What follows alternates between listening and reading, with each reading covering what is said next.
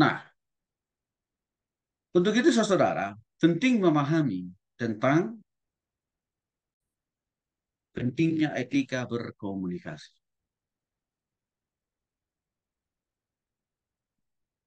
Nah, salah satu kompetensi itu keterampilan, jangan bingung.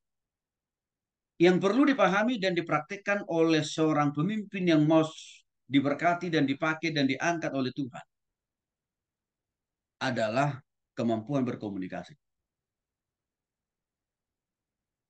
Tidak akan mungkin saudara bisa lulus, bisa bekerja di tempat perusahaan yang terbaik, bisa menjadi seorang suami atau calon istri yang baik, kalau engkau tidak punya kemampuan berkomunikasi. Saya banyak menemukan lulusan-lulusan sarjana, baik dari PTN, terbaik di Republik ini, tapi cara berkomunikasinya begitu rendah. Saking begitu rendahnya, kasihan. Hidupnya morak-marik. Tidak pernah bisa lama bekerja di satu perusahaan. Hanya waktu yang sangat singkat saja. Bahkan orang ini hanya bisa hidup hanya dengan ngutang, ngutang, ngutang. Dan pernah beberapa kali dia ngutang ke saya. Tapi sampai hari ini dia nggak pernah kembalikan. Padahal di awal dia bilang, Pak Tony saya pinjam. Itu lulusan PTN, insinyur.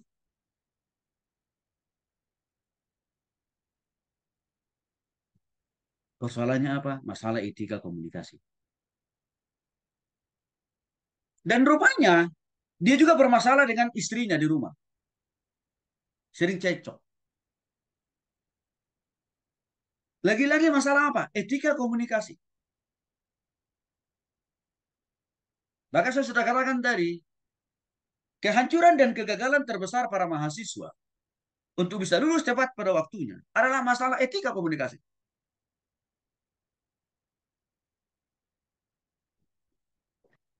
Oleh sebab itulah, kalau saudara mau dipakai dan diberkati oleh Tuhan, putuskan, lakukan. Bagaimana engkau perlu memiliki etika berkomunikasi mulai dari sekarang. Karena dengan saudara punya etika komunikasi, maka semua idemu, saranmu, isi pikiranmu, itu bisa tersalurkan dengan efektif dan produktif tanpa harus menimbulkan masalah. Tanpa harus menimbulkan persoalan baru untuk orang lain. Jadi saudara yang dikasih oleh Tuhan Kristus, semakin tinggi etika seseorang pemimpin, itu harus semakin terlihat dari etika berkomunikasi. Lulusan SD dibanding dengan lulusan sarjana perguruan tinggi harus terlihat berbeda dari mana? Etika komunikasinya. Kalau lulusan perguruan tinggi, etika komunikasinya, cara berkomunikasinya, sah.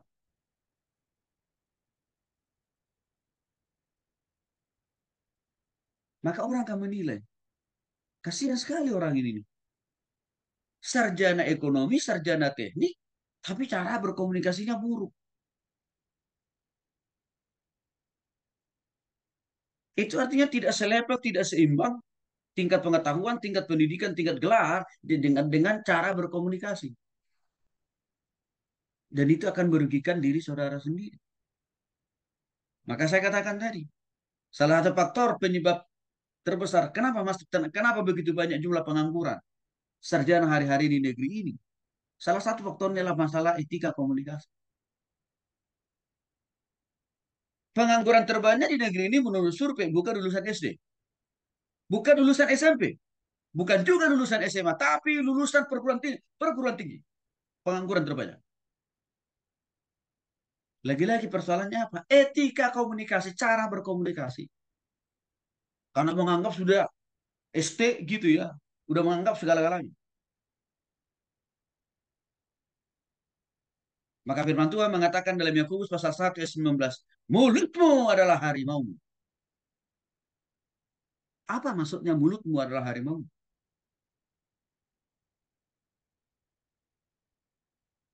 Mulut ini bisa berpotensi mengangkat saudara menjadi lebih baik.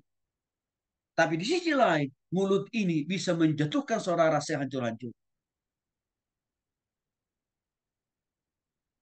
Itu artinya mulutmu adalah harimau. Ada banyak contoh. Ahok yang dulu dikagumi oleh banyak orang, dipercaya oleh banyak orang, disenangi banyak orang. Tapi karena mulutnya tidak dapat dia kontrol, tidak dapat dia jaga, artinya apa? Etika komunikasinya tidak baik. Kalian tahu, mau masukkan dia ke penjara 2 tahun. Dan itu tidak hanya berhenti sampai pada pemenjaraan.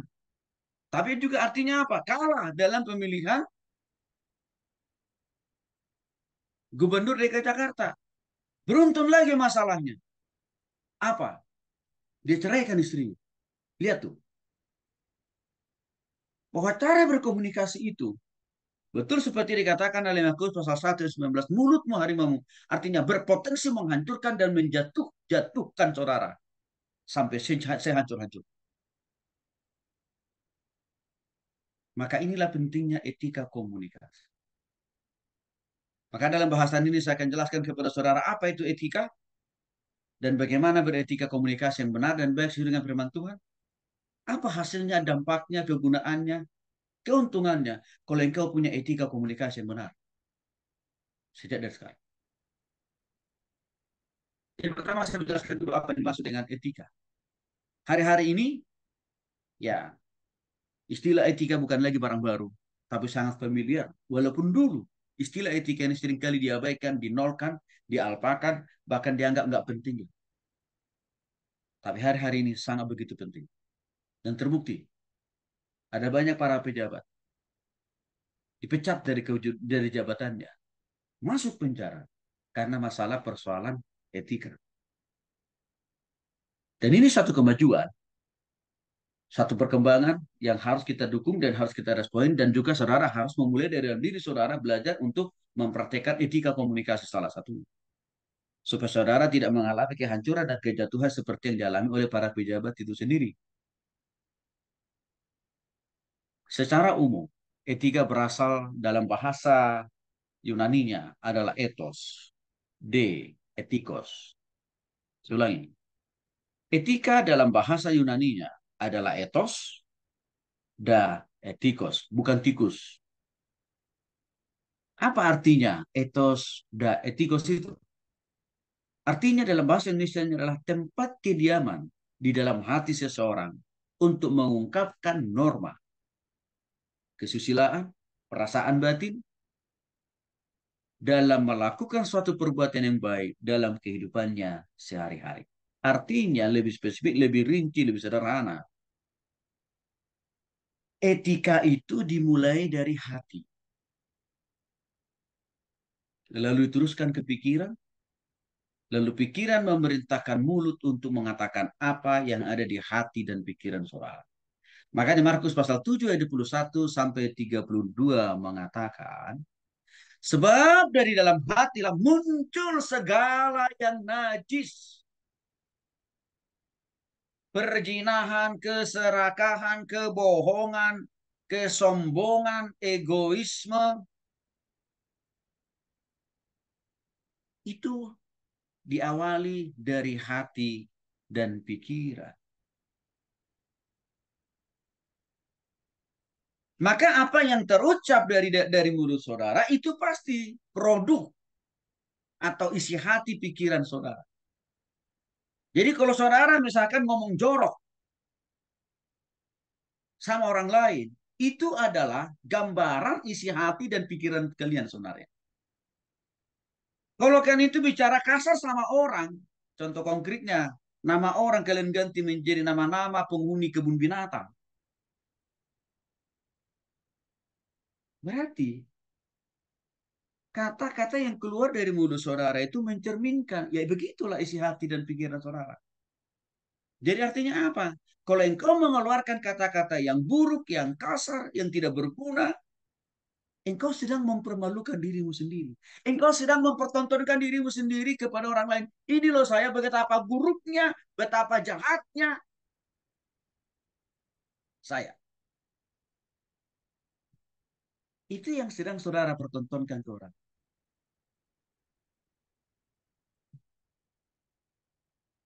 Cuman kalian selama ini kan lupa. Itu yang dimaksud dengan pemahaman yang pertama tadi. Tempat kediaman di dalam hati seseorang. Yang kedua, etika itu artinya adalah kebiasaan atau kelaziman. Termasuk sebenarnya adat istiadat kita. Orang Nias punya adat istiadatnya sendiri, orang Batak punya adat istiadatnya sendiri, orang Jawa, orang Sunda, semua suku punya adat istiadat sendiri. Itu juga bagian dari etika.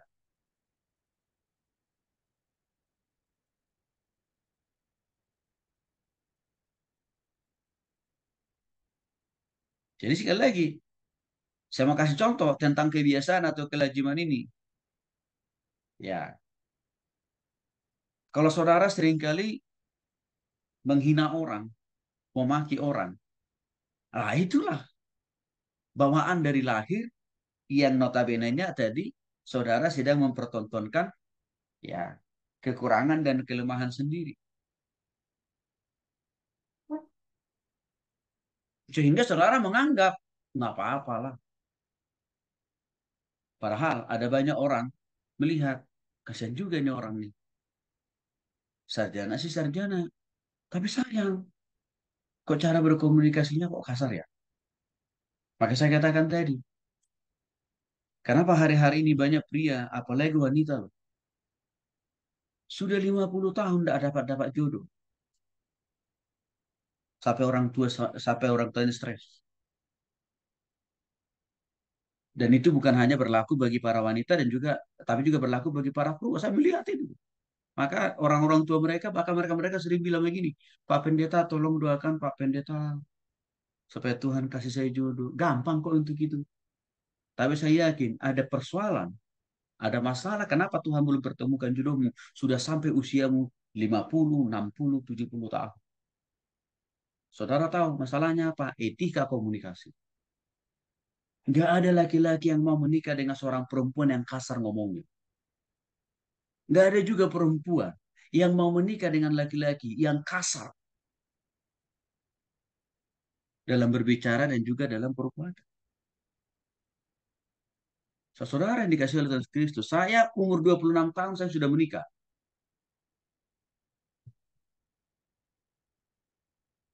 Artinya apa? Nggak pakai-pakai lama saya. Tuhan nggak lama berikan saya jodoh. Istri saya masih di bawah umur saya. 24. Saya 26.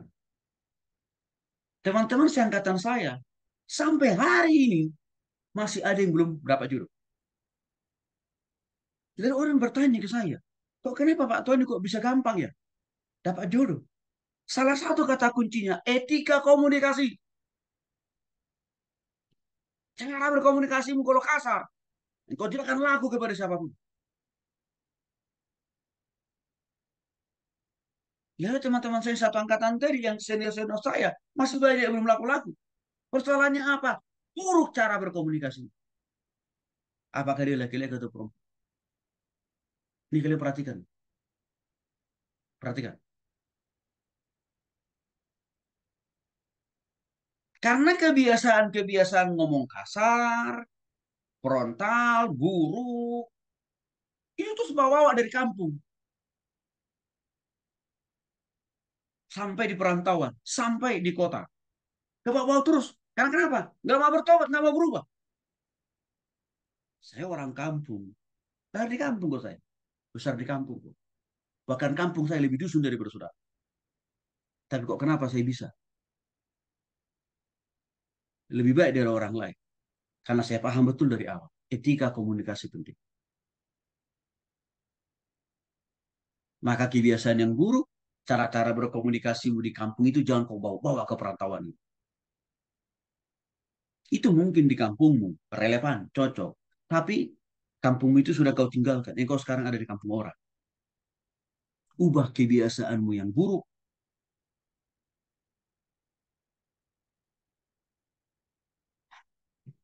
Maka sekali lagi, itulah yang dimaksud dengan etika. Jadi etika itu ungkapan, ekspresi, isi hati, pikiran, dan perasaan yang saudara ungkapkan dalam cara berkomunikasi. Dan juga yang saudara praktekkan di dalam cara, dalam tindakan, dan juga dalam perbuatan saudara. Istilah lain daripada etika itu adalah kecenderungan manusia dalam berbicara tentang yang benar, baik, dan tepat. Kalau saudara suka berbohong, berarti etikamu rendah, moralmu buruk. Karena arti kata lain daripada etika itu moral.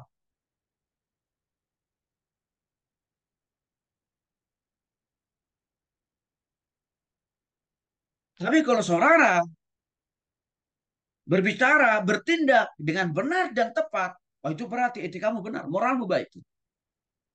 Dan saya yakin banget, engkau nggak sulit untuk mencapai cita-cita dan impianmu. Engkau juga tidak sulit mendapatkan pasangan hidup. Engkau juga tidak sukar mendapatkan pekerjaan yang lebih baik. Karena isi hati dan pikiranmu koheren, konsisten, linear dengan apa yang keluar dari mulut saudara dan juga apa yang kau lakukan, apa yang kau kerjakan.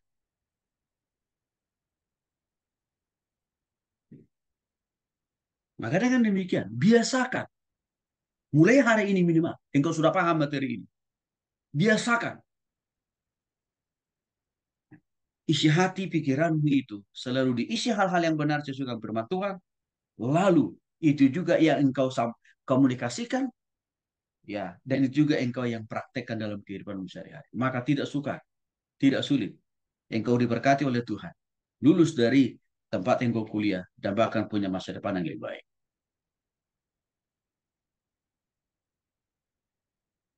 Katakan ya kalau ya, katakan tidak kalau tidak. Ini penting. Karena sekali lagi, saudara, menurut survei, salah satu karakter, etika ini kan bagian dari karakter. Salah satu karakter yang paling disukai oleh banyak masyarakat secara umum adalah yang pertama, masalah etika. Kepintaran sekarang turun di bawah dia kecenderungannya. Nomor urut 2 atau 3. Tapi yang pertama etika. Atau istilah lainnya moral atau integritas. Negeri kita ini tidak kekurangan sarjana. Udah kebanyakan over kata lulusan-lulusan sarjana. Bahkan saking overnya banyak pengangguran sarjana.